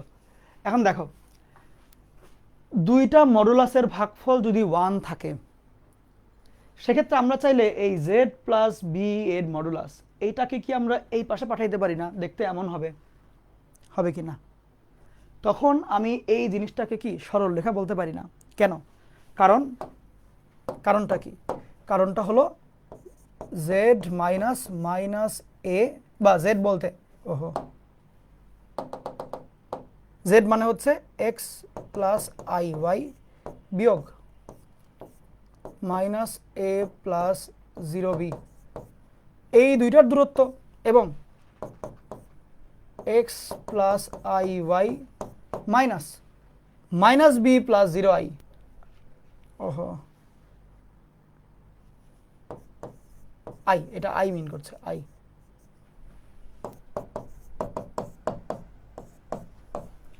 দুই দূরত্ব ইকুয়াল, তাইলে আমার এই পয়েন্ট মাত্র যেটা দেখাইলাম সেটাই আর কি বুঝাচ্ছি। এই দুটো দূরত্ব সমান রেখে তাহলে কি যে এইরকম যাবে না, দুই দিকের থেকেই দূরত্ব সমান, সেম জিনিস, বুঝতে পারছো? তোমরা এগুলো বুঝছো এতক্ষণে, আমি জাস্ট দেখায় রাখলাম যে ওইটাই বুঝাচ্ছে। তাইলে তোমাকে এমনিও দিতে পারে, এমনিও দিতে পারে। তুমি মাথায় রাখবা মডুলাস ভাগ মডুলাস ইকুয়াল টু 1 হইলে সেটা সরল রেখা হইতে পারে কখন? যখন জেড এর সহগদ্বয় সমান থাকবে। কখন? যখন জেড এর সহগদ্বয় সমান হলে। কি বললাম? জেড, লিখো এটা, সহগদ্বয় সমান হলে, জেড এর সহগদ্বয় সমান হলে এই সমস্ত ক্ষেত্রে জিনিসটা সরল রেখা হবে। ওকে, তুলো, যে কোনো কোয়েশ্চেন করতে পারবা, লজ্জা পায় না। ঠিক আছে, এইবার লেখা হয়েছে। মনে করো এইটা আসছে যশোর বোর্ডে 23-এ, যা দেখাচ্ছি সবই পরীক্ষায় আসে, এগুলা এমনি এলোমেলো জিনিস দেখাচ্ছি না। বাকি বাচ্চারা এই অঙ্কটা হলো হাত দিয়ে করবে পরীক্ষার হলে। তুমি হইলা আমার স্টুডেন্ট, মাহির ভাইয়ের স্টুডেন্ট, তুমি ফিল করবা। পরীক্ষায় বাচ্চারা কলম খোঁচাবে, তুমি মাথা খোঁচাবা। এইটা কি মিন করছে তুমি বলো দেখি, তোমার অঙ্ক করা লাগবে না, তুমি আমার বলো এটা, এই জিনিসটাই, যে এই লেখাটা কি মিন করছে, এই লেখাটা বলো তো কি মিন করে এই লেখা? এইটা মিন করছে না -1,0 বিন্দু হতে জেড বিন্দুর যা দূরত্ব, 2,0 বিন্দু হতে জেড বিন্দুর দূরত্ব একই। তার মানে দুইটা আলাদা আলাদা পয়েন্ট থেকে একটা নির্দিষ্ট চলমান বিন্দুর দূরত্ব একই। তাহলে সঞ্চার পথের সরল, এই সমীকরণটা কি সরল রেখা মিন করবে না? তাহলে সিম্পলভাবে কোনো টেনশন ছাড়া সরল রেখা দাগায় দিতে পারবা। This is the power of feelings. যারা দেখো ভর্তি পরীক্ষা অনেক আগে যায়, ওরা সব কিছু হাত দিয়ে করে না, ওরা মাথায় করে। তোমার হাতের স্পিডের একটা লিমিটেশন আছে, আমাদের ব্রেনের স্পিডের ওরকম কোনো লিমিটেশন নাই। যত বেশি আগাবা অত দ্রুত কাজ হবে, বুঝতে পারছো?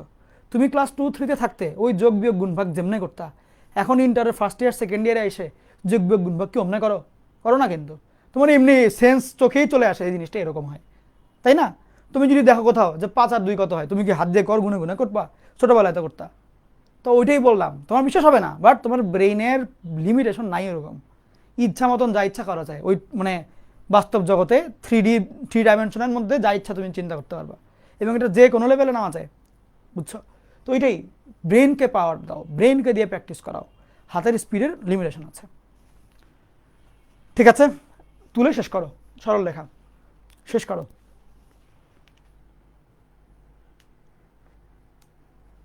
ডান, সবার complete? Very good, very good, very good. এখন আসো, এবার দেখো এটা আরেকটা ম্যাথ। তুমি বলো, চোখ দিয়ে দেখে বলো এটা কি মিন করছে? সরল রেখা মিন করছে না? z-2, 20 বিন্দু থেকে যা দূরত্ব, 40 থেকে একই দূরত্ব, সরল রেখা, অবভিয়াসলি সরল রেখা, ঠিক? আচ্ছা, লেখা হয়েছে? কমপ্লিট? ওকে, তুলে ফেলো। সাস্টে আসছে 5-6 সালে, সাস্টে আসছে 5-6 সালে। Very good, very good, very good. এখন এইবার তুমি এই ম্যাথটা করো, এই ম্যাথটা যশোর বোর্ড 17-তে আসছিল, ভিতরে আই দেওয়া এবং বার দেওয়া। এইটা এর আগে IIT 2019 সালে আসছিল, ভিতরে আই দেওয়া। বাট তুমি যশোর বোর্ডেরটাকে করে নাও, ওইটা আমি হোমওয়ার্ক দিব, এটা আগে করো। এটা তুলো, খাতায় তুলে ফেলো, এটা করাই দিব আমি। এখানে শর্টকাট না, দেখাইতে হবে, করে দেখাইতে হবে। ওকে, এটা তুলো খাতায়। সিমিলার প্যাটার্নের কোয়েশ্চেন দুইটাই।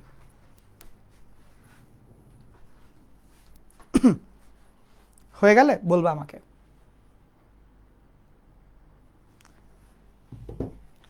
তোলা হয়েছে যে জেড ইকুয়াল টু এত হলে এইটা দ্বারা নির্দেশিত সঞ্চারপথটা কত? তো খেয়াল করো, আমরা যেটা করব, আমরা সব ক্ষেত্রেই জেডকে এক্স প্লাস আই ওয়াই দিয়ে রিপ্লেস করব। তাহলে x plus I y plus i এর মডিউলাস ইকুয়াল টু এটার বার বলেছে, বার উপরে দাগ আছে, তাহলে x minus i y plus 2 এর মডিউলাস। সেক্ষেত্রে খেয়াল করো এটার মডিউলাসের মানটা কত। বাস্তব অংশ হচ্ছে শুধুমাত্র এক্স স্কোয়ার যোগ অবাস্তব অংশ কত, ওয়াই এর সহগ কত, ওয়াই প্লাস 1 স্কোয়ার এর রুট ইজ ইকুয়াল টু, এখানে বাস্তব কত এক্স প্লাস 2 হোল স্কোয়ার, অবাস্তব কত মাইনাস ওয়াই হোল স্কোয়ার এর রুট, এটাই হবে। এখন তুমি উভয় পক্ষকে হোল স্কোয়ার করবা, রুট সরবে, তাহলে যেটা থাকবে এক্স স্কোয়ার যোগ y square plus 2y plus 1 x square plus 4x plus 4 plus Y square, এটা হবে। তুমি যদি এক্স স্কোয়ার দুইটা কাটাকাটি করো, তারপরে ওয়াই স্কোয়ার দুইটা কাটাকাটি করো, তারপরে আর কাটাকাটি করার কেউ নাই। এরপরে তুমি যদি সামনের দিকে তাকাও, তখন তুমি দেখবা এইখানে আছে 2y, এখানে 4x, সব বাম পক্ষে আনলে বা ওই ডান পক্ষে নিলে 4x minus 2y plus 3 equal to 0।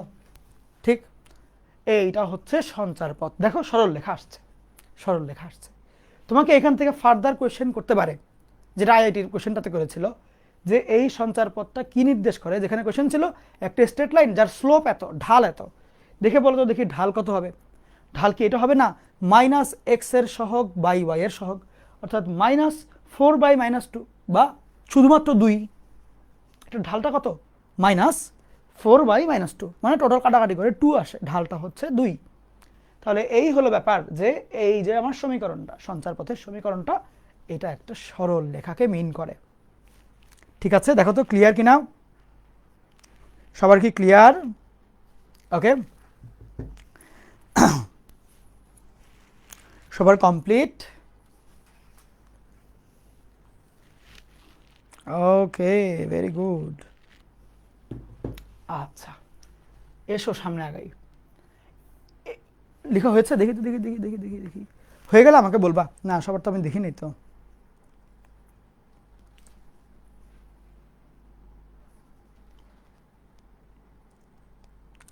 Written পরীক্ষায় 4 নম্বরে দেয়, করিও ভালো মতন, পারতে হবে। ছোট ছোট অঙ্ক, বাট 4 নম্বরে দেয়।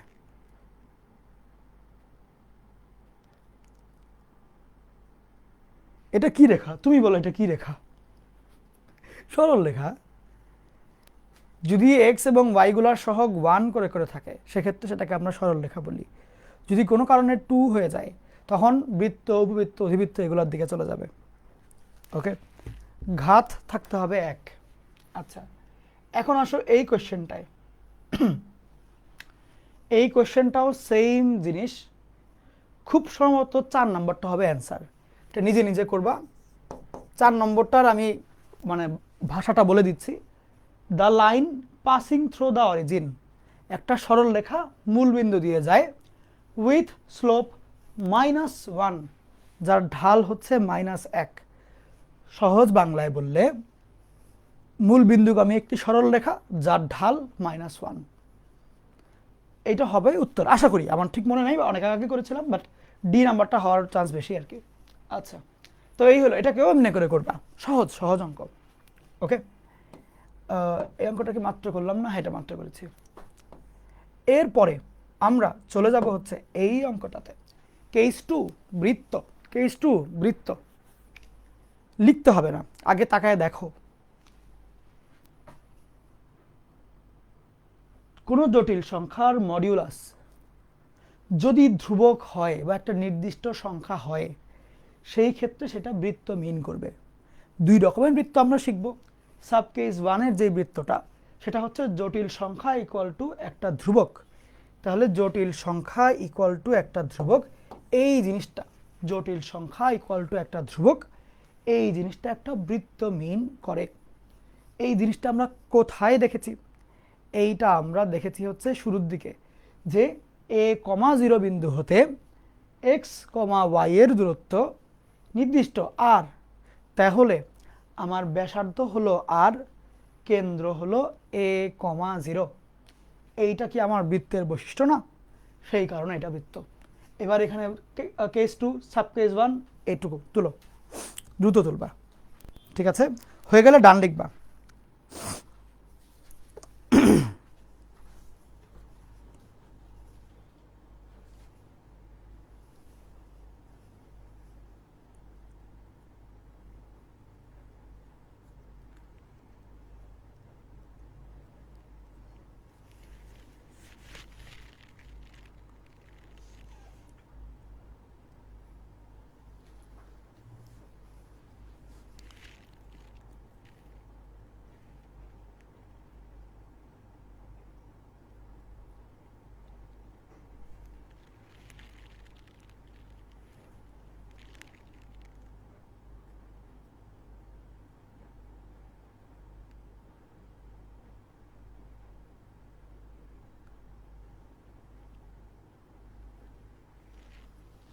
কমপ্লিট সবার?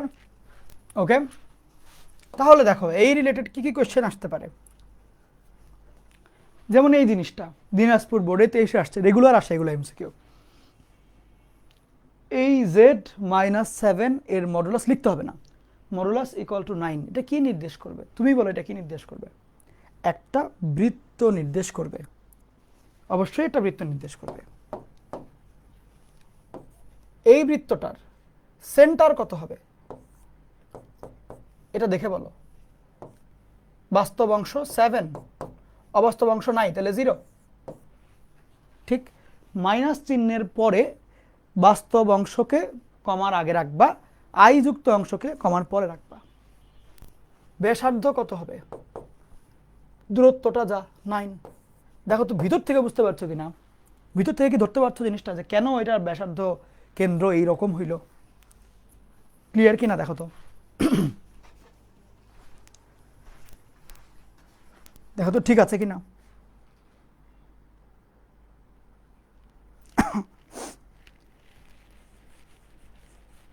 সবাই কি ওকে? সব কমেন্ট টমেন্ট গেল গিয়ে কই। যাই হোক, তুলো, তুলে ফেলো, দ্রুত তুলবা।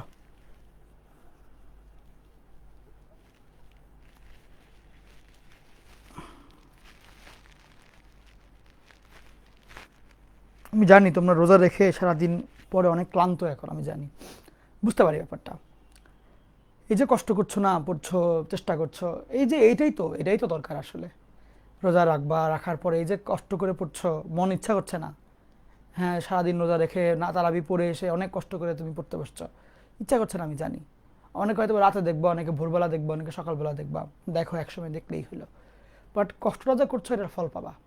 আবার অনেকে থাকবে যে আচ্ছা লাগছে ভালো না, খারাপ লাগছে, একটু ঘুম টুম আসি, একটু রেস্ট নেই। রেস্ট নেওয়া ভালো, বাট ওভার রেস্ট নেওয়া ভালো না, এটাকে অলসতা বলে। তো সেক্ষেত্রে ওরা আবার ফেল করবে, মানে ওভারঅল ফেলিয়ার হবে আর কি। ওকে, তো ওগুলো মেনটেন করিও। হাতে যতটুক সময়, এই সময়টা যথেষ্ট। 26 বেচে এখন যা টাইম আছে যথেষ্ট। অনেক ভালো করার বলে অনেক খারাপ করার, তোমার ইচ্ছা তুমি কোনটা করবা। আশা করি তোলা শেষ। এখন সিলেট বোর্ডে সিমিলার একটা কোয়েশ্চেন আসছে, আমি মাত্র সকালবেলায় দেখাইছি এই অঙ্কটা। ডান। এরকম আরেকটা কোয়েশ্চেন, এই অঙ্কটা, এই সমীকরণটা কি নির্দেশ করে? একটু চেষ্টা করলেই পারবা ইনশাল্লাহ, একটু চেষ্টা। আচ্ছা, করে দিই, কোয়েশ্চেনটা তুলো। এই সমীকরণটা কি নির্দেশ করে, এটা তুলো কোয়েশ্চেন। আমাদের একটু দামি কিছু পড়া আছে, ওগুলোর দিকে আমরা আগাইতে চাচ্ছি আর কি, যাতে ক্লাস টাইমটা খুবই কাজে লাগে।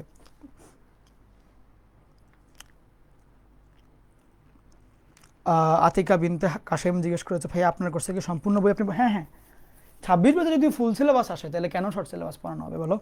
সেটা ফার্স্ট বারই হোক, সেকেন্ড বারই হোক, তাই না? আচ্ছা, এই সমীকরণটা কি নির্দেশ করে? কি নির্দেশ করে তাহলে বলো। জেড এর জায়গায় দিবা এক্স প্লাস আই ওয়াই, বাকি জায়গায় দিবা নর্মাল যা আছে সেটাই, ইকুয়াল টু 3। তাহলে বাস্তব অংশ হচ্ছে এক্স মাইনাস 5 হোল স্কোয়ার, অবাস্তব অংশ হচ্ছে শুধুমাত্র Y, total root equal to 3। Whole square করে দিলে X minus 5 whole square plus শুধুমাত্র Y whole square equal to 3 square. বৃত্ত, এগুলো তো পারবা ইনশাল্লাহ। তারপর করে দিলাম আর কি, এমনি শখ করে দিলাম। ঠিক আছে, এটা একটু নিজেই করো, এটা আমারটা দেখা দরকার কি, নিজে করো। বোর্ডে আসছে দেখো, 3বার বোর্ডে আসছে, সকল বোর্ডে আসছে, কুমিল্লা বোর্ডে আসছে।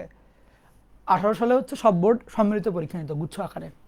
তো প্রশ্ন অনেক বেশি, মানে পরে হইলো তোমার এটাকে আলাদা আলাদা করে দেয়, বাট তারপরেও লাভে নেই নাকি। না দাঁড়াও, শেষ দিকে হ্যাঁ পরে লাভ হয়েছিল, 18 সালের পরে মোটামুটি একটু ভালো হয়েছিল আর কি, একটু ভালো হয়েছিল। এখন যেমন আমার জানা মতো প্রশ্ন তো ফাঁস হয় না, রিসেন্ট কয়েক বছর তো আমি দেখিনি ফাঁস হইতে।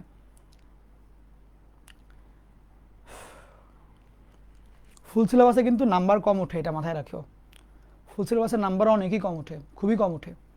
তো সেক্ষেত্রে তোমার এটা একটু খেয়াল রাখতে হবে আর কি, যাতে করে ভালো করতে পারো। আচ্ছা, এটা একটা ম্যাথ কয়েক জায়গাতে আসছে সেম স্টাইল, নিজে তো বুঝতেই পারো, বাট তারপর নিজে করবা, তোলার দরকার নাই।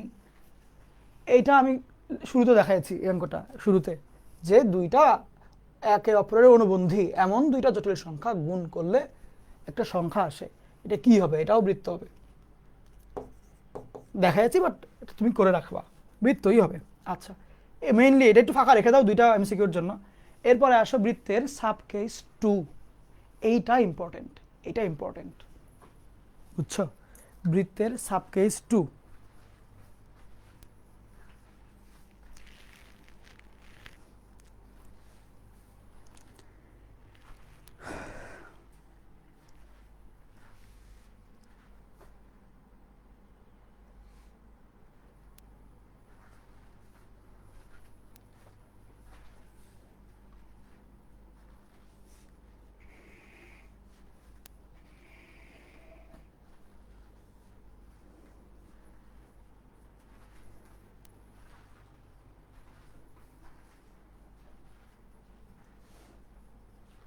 কমপ্লিট সবার?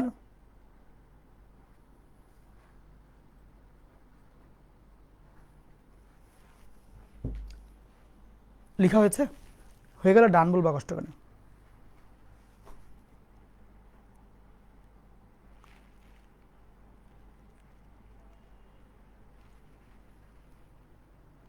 এখানে কিছু ভিতরকার চিন্তা ভাবনা আছে আর কি, এটা শিখাবো তোমাদেরকে। আমার ক্লাস থেকে যত পারো ডিপ ইনসাইটগুলো নিয়ে নিবা, যে কেমনে ভিতরে চিন্তা করতে হয়, ফিলিংসটা কেমনে আসে, ভিজুয়ালাইজ কেমনে করতে হয়, এগুলো জিনিস খুবই জরুরি, খুবই জরুরি, বুঝছো? ভিতরের কথাগুলো, বাইরে বাইরে উপরে অঙ্ক ম্যাক্সিমাম বাচ্চারাই পারে, বাট ওই ভর্তি পরীক্ষার সময় টাইম দিয়ে খেলে হচ্ছে যারা নাকি ভিতরের কথা জানে, ওরা ওইখানেই হইলো মেইন ডিফারেন্সিয়েটটা করা যায়। ওকে, আচ্ছা এখন মনোযোগ দিয়ে দেখো, তোমাকে আমি বললাম একটু আগে দেখাইলাম যেটা, এই সেট আপটা কিন্তু আমার নিজস্ব বানানো আর কি, বই খাতায় তুমি এমনি পাবা না, এটা আমার নিজের স্টাইলে এটা আমি করাচ্ছি তোমাকে।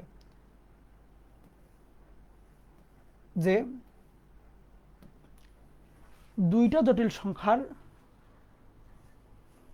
মডুলাসের ভাগফল যদি 1 আসে, তখন আমরা তাকে বলি বৃত্ত। এই ক্ষেত্রে কি খেয়াল রাখতে হবে, জেড এর সহগ দুইটা সমান হইতে হবে। অসমান হইলে কি হবে, মানে অসমান হইলে সেটা বাইরে কমন নিয়ে 1 আসবে না। একটু দেখাই দিই মানে কেন অসমান হওয়া লাগবে। মনে করো এখানে ওই 2 বা 3 থাকলে সমস্যা নেই, একটায় 3 একটায় 4 এরকম লিখতে হবে না, জাস্ট দেখো জেডের সহগটা 3 দিলাম, আর পরে জেডের সহগটা 4 দিলাম।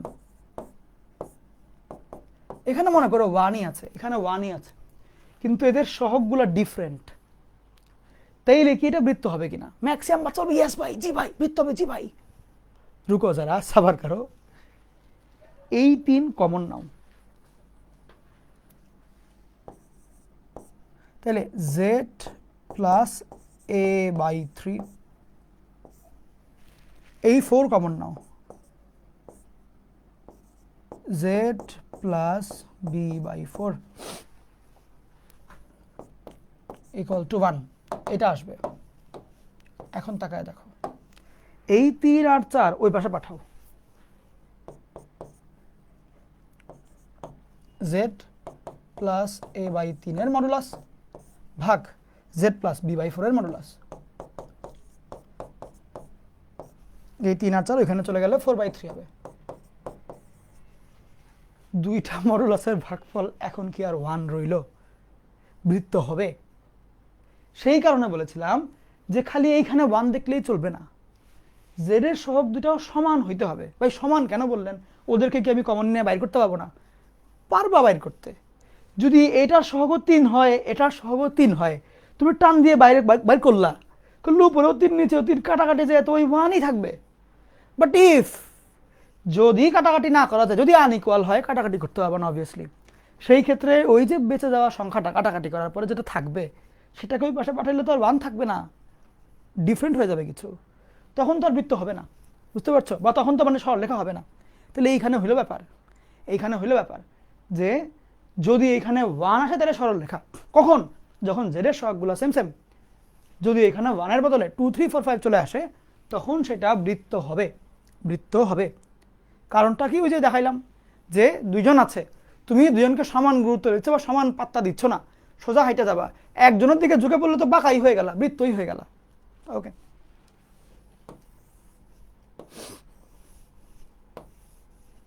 ওইটাই মিন করলো যে জেড গুলার সহগ হইতে হবে সমান।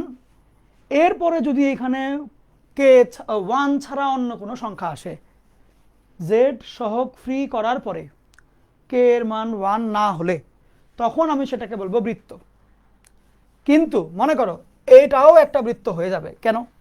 এখানে 1 আছে, তারপরেও এখানে তো বলছি 1 না থাকলে, এখানে 1 থাকলে কি এখানে 2 আর 3 না, বাইরে বের করো, বের করে ওই পাশে পাঠাও, 3/2 আসবে, তাই তো 1 রইল না। সেই কারণে যেমন এটাও একটা বৃত্ত। কি এটা কেন বৃত্ত? কারণ এখানে 1 থাকলেও বৃত্ত। কেন? কারণ জেড এর সহগ আছে, ডিফারেন্ট সহগ আছে। বুঝছো?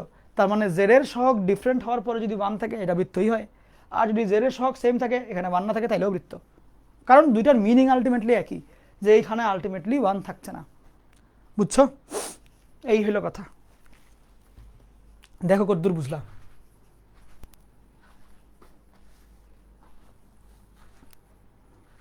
ক্লিন ভাবে বুঝতে পারছো জিনিসটা? বুঝতে পারা যাচ্ছে? দেখো তো, কারণ কি এইটা দুইটা দূরত্ব, দুই দূরত্বের ভাগফল 1 থাকার মানে কি সমান হয়ে গেল। সমান হলে তো সরল লেখা হবে না, দুইজনের দূরত্ব যদি সমান হয়। আর এটার দূরত্ব মনে করো 3 আসছে, তার মানে কি একটা একটা 3 গুণ, তাহলে একটা দূরত্ব কম একটা দূরত্ব বেশি, তাহলে একদিকে ঝুঁকে গেছে আর কি, তাহলে তো বৃত্ত হবে, সরল লেখা হবে না।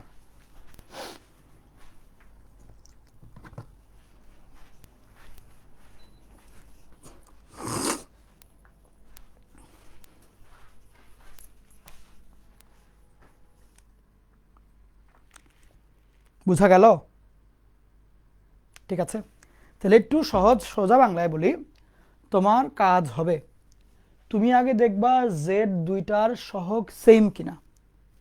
যদি সেম থাকে এরপরে তুমি তাকাবা এই সংখ্যাটার দিকে। 1 হইলে সরল রেখা, 1 না হইলে বৃত্ত। সিম্পল। ওকে, এই জেডের সহগ সেম না, এখন বুঝতে পারছো না সরল রেখা নাকি বৃত্ত, তাহলে সেম বানাও। এখান থেকে 2 কমন নাও, তাহলে জেড হবে। এখান থেকে 3 কমন নাও, জেড হবে। এবার এই 2/3 ওই পাশে পাঠাও 3/2। তাহলে দেখো তুমি যদি এখান থেকে 2 কমন নাও জেড মাইনাস a/2, এখান থেকে 3 কমন নাও জেড মাইনাস b/3। এবার এই 2 আর 3 দিকে পাঠাও Z minus a/2 Z minus b/3, এটা 3/2। তাহলে সহগ সমান হওয়ার পরে এখানে 1 থাকলে সরল রেখা, 1 না থাকলে বৃত্ত। ফিল করবা কেমনে? কাকে বেশি গুরুত্ব দিল কাকে কম। যদি দুইজনকে সমান গুরুত্ব দেয় তাহলে তো সরল লেখাই হবে। যদি একজনের বেশি একজনের কম, যেমন এখানে 3/2 মানে কি 1.5, তাহলে উপরের জনের বেশি গুরুত্ব দেবে, উপরের জন থেকে দূরে, নিচের জনের কাছে, তাই না? তার মানে কি তোমার বৃত্ত হবে, গোল হয়ে গেল। বুঝতে পারছো? সেই কারণে তাহলে সহজ বাংলায় জেডকে সহগ ফ্রি করবা বা সহগ সেম করবা, করার পরে দেখবা এখানে 1 আছে কি নাই। 1 থাকলে সরল লেখা, না থাকলে বৃত্ত। কারণ 1 থাকার মানে হচ্ছে উপরেটা নিচেরটা সমান, কাটাকাটি করে 1, তাহলে সমান দূরত্ব আছে, কারণ মডুলাস মানে দূরত্ব। সমান দূরত্ব মানে কি সোজা। যদি দূরত্ব সমান না হয় তাহলে এরকম 3/2 আসবে, তার মানে কি বাঁকা, বাঁকা মানে কি বৃত্ত। বুঝছো? এই হলো পড়াশোনা। আমি চেষ্টা করছি যতটা ডিপ ভাবে তোমাকে চিন্তা করানো যায়, মুখস্থ করাচ্ছি না জিনিসটা, কতক্ষণ পর্যন্ত হবে? এই যে শেষ হয়ে যাবে, একটু পরে শেষ হয়ে যাবে, বেশিক্ষণ রাখবো না। রোজা রমজানের দিনে তো দেরি মানে কষ্ট দিব না তোমাদেরকে। কমপ্লিট সবার? সবার clear? Okay.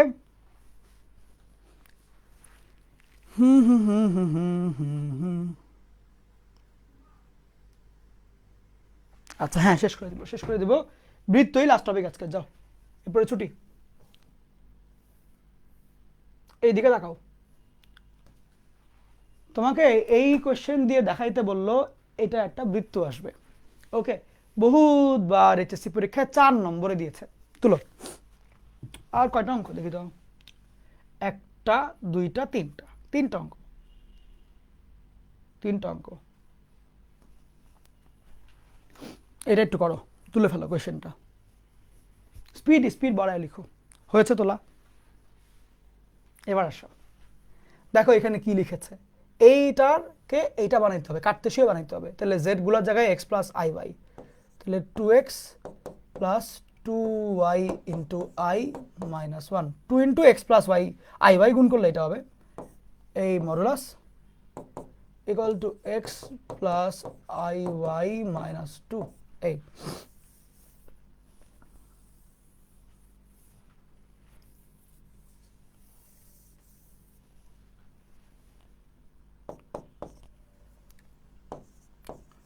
2x minus 1 plus 2y into I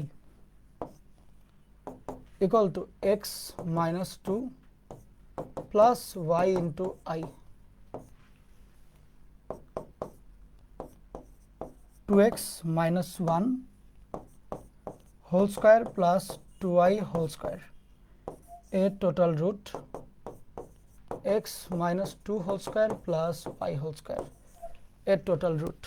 ওকে, এখন হোল স্কয়ার করো, করলে রুটগুলো সরে যাবে। তখন এটার ভ্যালু হবে 4x square minus 4x plus 1 plus 4y square, x square minus 4x plus 4 plus y square. সেক্ষেত্রে দেখো এইখানে তোমার আলটিমেটলি এইখানে একটা এক্স স্কয়ার, এখানে 3টা, কাটাকাটি করলে 4টে, এখানে 4টা তো 3টা হয়ে যাবে। ওই ওয়াই স্কোয়ারটা এটার সাথে বিয়োগ করলে 3y স্কোয়ার, এই 4x কাটা মাইনাস, যেহেতু দুইটাই, এটা করলে -3 বা ওইদিকে নিলে ইকুয়াল টু 3। এবার তুমি যদি উভয় পক্ষ থেকে 3 কমন নাও বা কাটাকাটি করাও, তাহলে x square plus Y square equal to 1, এইটা হয়ে যাবে। ইজি না অনেক? করো তাহলে, একটু কষ্ট করে ফেলো। শেষ, এই যে ক্লাস শেষ হয়ে যাবে একটু পরেই। আজকে খুব টায়ার্ড, আমি বুঝতে পারছি যে হ্যাঁ তোমরা আসলে কষ্ট করছো, রোজা রেখেছো তো সারাদিন, তারাবি পড়েছো মনে হয় অনেকে, যাকে একটা ভালো ব্যাপার, খুবই ভালো ব্যাপার।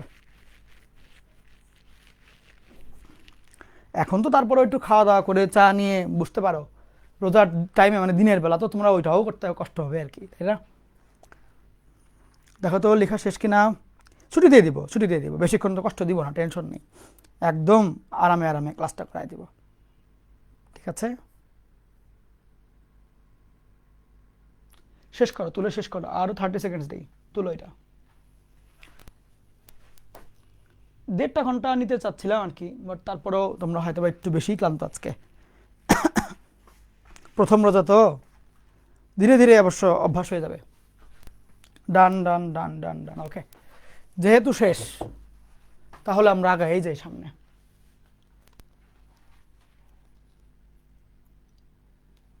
আচ্ছা, এই কোশ্চেনটা তুলতে হবে না, এটা দেখে বলো তো এটা কি হবে। তোলার দরকার নেই, এটা দেখে বলো তো কি হবে। বৃত্ত আসবে না? অবভিয়াসলি বৃত্ত আসবে। দেখো তো পারবা কিনা এটা করতে, নিজে একটু চিন্তা করো। এটাকে মডুলাস বানাবা, রুটওয়ালা আসবে, এটাকে মডুলাস বানাবা, রুটওয়ালা আসবে। হোল স্কয়ার করবা, এটা রুট সরে যাবে, এটা রুট সরে যাবে, কিন্তু এখানে হয়ে যাবে 4 দিয়ে সবগুলা গুণ দিয়ে একসাথে নিয়ে আসবা। দেখো চিন্তা করে, মানে পারবা, শুরু করলে পেরে যাবা, বুঝছো? এটা হোমওয়ার্ক থাকুক, সিম্পল, বেশি কিছু না। নর্মালি মডুলাসগুলো বের করবা, রুট সরানোর জন্য যে হোল স্কয়ারটা করবা, তাতে করে এই 2 হয়ে যাবে 4, তখন এই 4 এইটা রুটের ভিতরেরটার সাথে গুণ হবে, একসাথে রাখলে তখন দেখবে যে 3x square plus 3y square অমনি করে আসবে। ওকে, এই হলো ব্যাপার। তখন ওই 3গুলো সবার কাছে 3 থাকবে, কাটাকাটি করে দেখবে এরকম কিছু একটা আসছে, বুঝছো? পারবা, প্যারা নেই। আমি তোমাদেরকে এই ম্যাথটা করাই দিব, রিলেটেড ম্যাথ। এটার চাইতে আরেকটু এক স্টেপ আগানো হচ্ছে এই অঙ্কটা, এটা আমি করাই দেব। এটা তুলো, এটা তুলো, আর বেশি নেই। এটার পরে আরেকটা অঙ্ক, তারপরে ছুটি। এটার পরে একটা অ্যাডমিশনের ম্যাথ আছে আইওটির, এরপরে ছুটি দিয়ে দিব।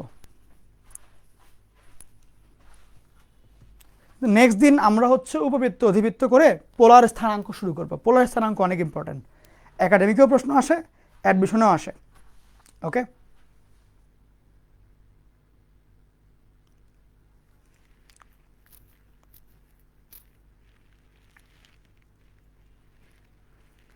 ঠিক আছে।